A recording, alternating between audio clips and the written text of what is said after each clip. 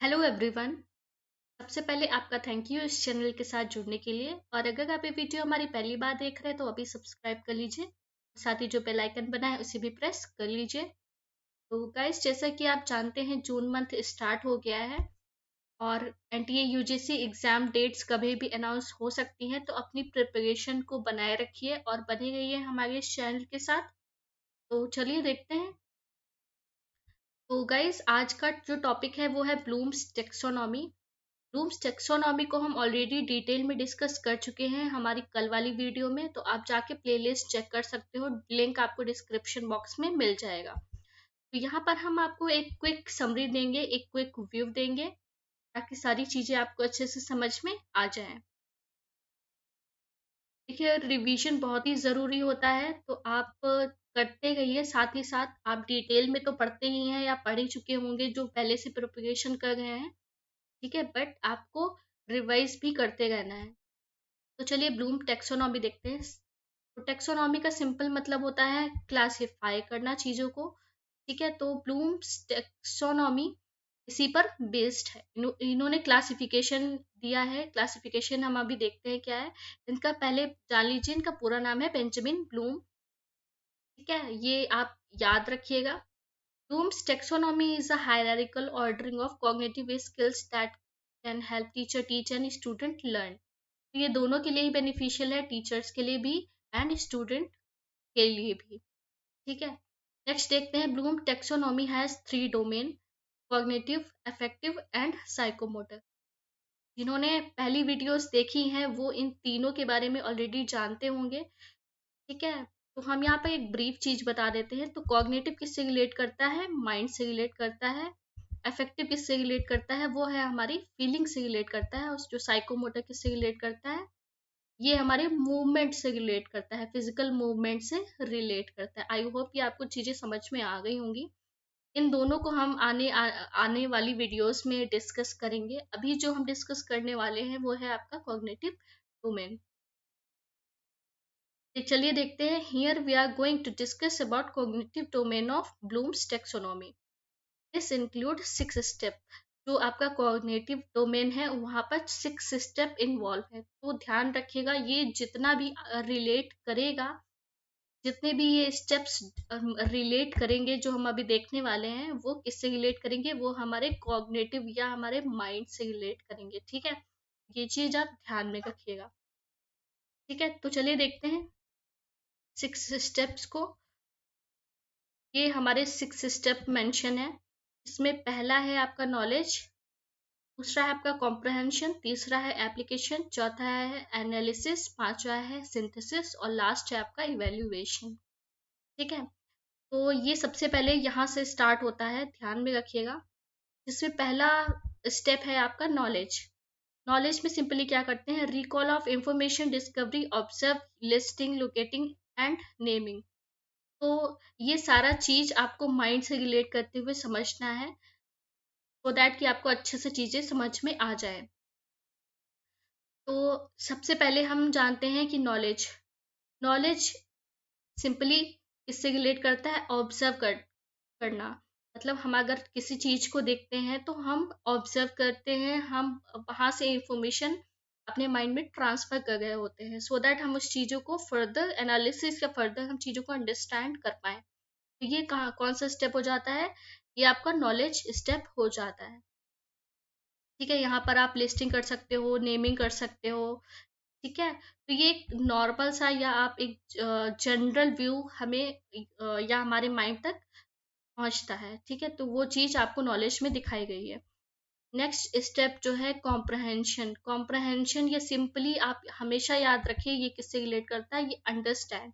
ये आपका basic step है कह सकते हो आप, क्योंकि यहाँ पे आप क्या कर सकते हो, एक समझ आ जाती है, चीजों को आप समझने लग जाते हो, अंडरस्टैंड करने लग जाते हो, translate, summarise, demonstrate, discuss.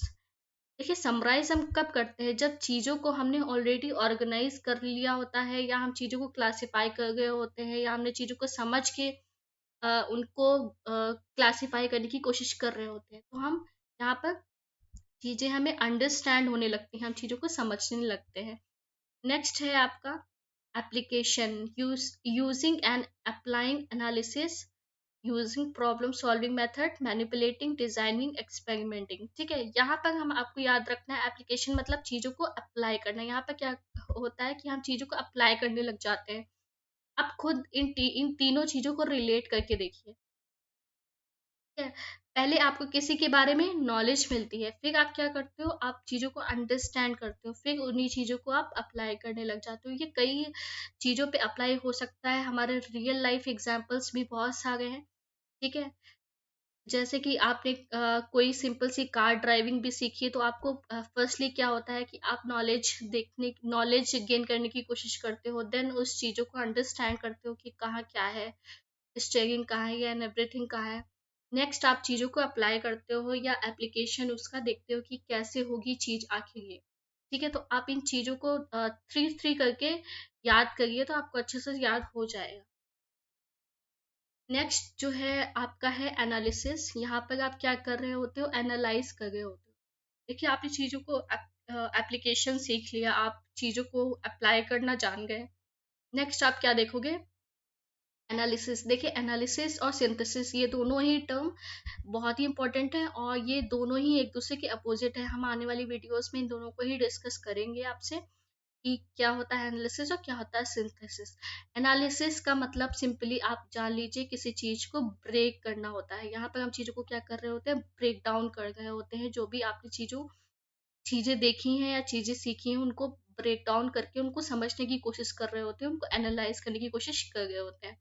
Next है आपका सिंथेसिस। सिंथेसिस में क्या है कि हमने जो चीज़ों को अंडरस्टैंड किया था, उनको ब्रेक डाउन किया था, आप चीज़ों को क्या कर रहे हो, सिंथेसिस कर रहे हो, मतलब आप उन्हें जोड़ने की कोशिश कर रहे हो या आप कुछ न्यू क्रिएट करने की कोशिश कर रहे होते हो, क्रिएट न्यू आइडियाज। ठीक है, design and invention, composing, imagining, inferring, modifying, predicting and combining. ठीक है, तो आपको मेन चीज जो याद रखनी है कि हम जोड़ रहे होते हैं चीजों को या हम कुछ न्यू क्रिएट करने की कोशिश कर रहे होते हैं। ठीक है, नेक्स्ट है आपका इवेल्युएशन, जो कि है आपका लास्ट।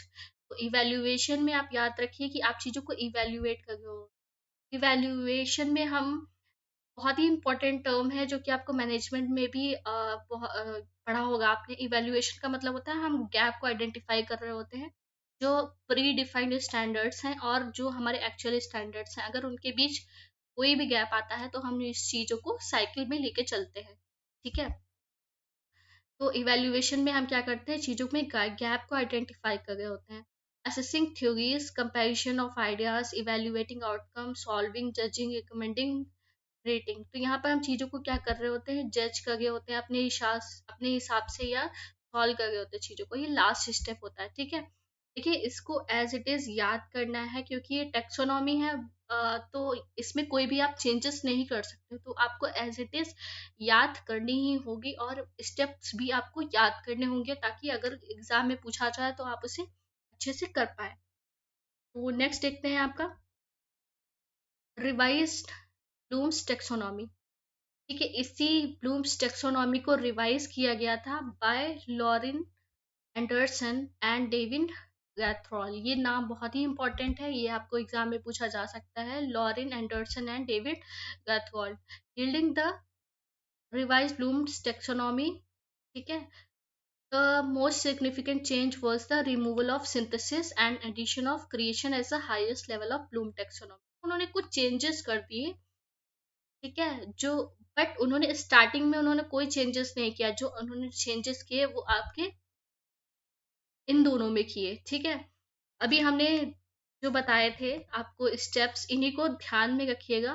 वही चीजों को इन्होंने इस टर्म में लिखी हुई है, जो इन्होंने आईएनजी लगा के मेंशन किया है। ठीक है, तो नॉलेज को इन्होंने क्या कह दिया है, इन्होंने रिमेम्बरिंग कह दिया है। यहाँ से नीचे से ही स्टार्ट करिएगा। ठीक है, नॉलेज को रिमेम्बर इन्होंने बोला है। ठीक है, अभी हमने बताया कि कॉम्प्रहेंशन का क्या मतलब होता है, चीज़ों को अंडरस्टैंड करना, तो इन्होंने कॉम्प्रहेंशन को अंडरस्टैंड कर। नेक्स्ट हमने क्या बताया था कि एप्लीकेशन, यहाँ पर इन्होंने क्या लिख दिया है, अप्लाइंग। ठीक है, ये तीन चीज़ें, ये जो तीन स्टेप्स हैं या तीन चीज़ें हैं, इनको आपको एक साथ याद रखनी है ताकि आपको याद करने में आसानी हो। ठीक है, तो रिमेम्बरिंग, अंडरस्टैंडिंग एंड अप्लाइंग हो गया 3 चीजें। नेक्स्ट देखते हैं आपका, नेक्स्ट है आपका एनालाइजिंग, इवैल्यूएटिंग और क्रिएटिंग। ठीक है, तो एनालाइजिंग को इन्होंने आईएनजी से मेंशन कर दिया है। ठीक है, यहाँ पर आपने अभी क्या पढ़ा था, क्या पढ़ा था आपने जी, एनालिसिस, राइट, उसी को इन्होंने क्या कर दिया है, एनालाइज कर दिया है। ठीक है, अब जो इन्होंने जो चेंजेस किए हैं वो लास्ट में किए हैं, वो है आपके क्रिएटिंग में और इवेल्युएटिंग में। इवेल्युएटिंग देखिएगा आप, लास्ट था इवेल्युएशन यहाँ पे, बट यहाँ पे क्या किया, इवेल्युएशन को लास्ट नहीं करके क्रिएशन को लास्ट कर दिया है। बस इतना सा डिफरेंस है और कुछ भी इसमें डिफरेंस नहीं है। ठीक है, और ये कब रिवाइज हुई थी, ये 2001 में रिवाइज हुई थी, और इनका नाम बहुत इंपॉर्टेंट है, लॉरेन एंडरसन एंड डेविड रैथरॉल। ठीक है, आई होप ये आपको क्लियर हो गया होगा। एक छोटा सा कंपैरिजन देख लेते हैं। ये आप याद रखिएगा कि 1956 में आई थी, और ये जो आई थी आपकी 2001 में आई थी। ठीक है, दोनों ही आपको याद रखनी है, बहुत ही आसान है। आप खुद देख सकते हो, knowledge, comprehension, application, analysis, synthesis and evaluation. I hope ये आपको अब तक याद हो गया होगा। इसी को इन्होंने जो किया, नॉलेज को इन्होंने रिमेंबर किया, comprehension, understand, application, apply, analysis, analyse. अब इन्होंने क्या किया, इवेल्युएशन को इवेल्युएशन किया, बट इन्होंने आंसर्स को हटा दिया, उसके भी ऊपर इन्होंने क्रिएशन को ज्यादा अहमियत दी। ठीक है, तो इन्होंने क्रिएशन को ज्यादा अहमियत दी। ठीक है, बस सिंपल सा यही इसका कह सकते हो मोटिव है, इससे ज्यादा इसमें कुछ भी नहीं है। ठीक है, आई होप ये आपको क्लियर हो गया होगा। तो गाइस आज के लिए बस इतना ही, और अगर आपको किसी अन्य टॉपिक पर वीडियो चाहिए तो आप कमेंट बॉक्स में मेंशन कर सकते हो। आई होप आपको हमारे एफर्ट्स पसंद आ रहे हैं, तो बने रहिए इस चैनल के साथ। तब तक के लिए थैंक यू।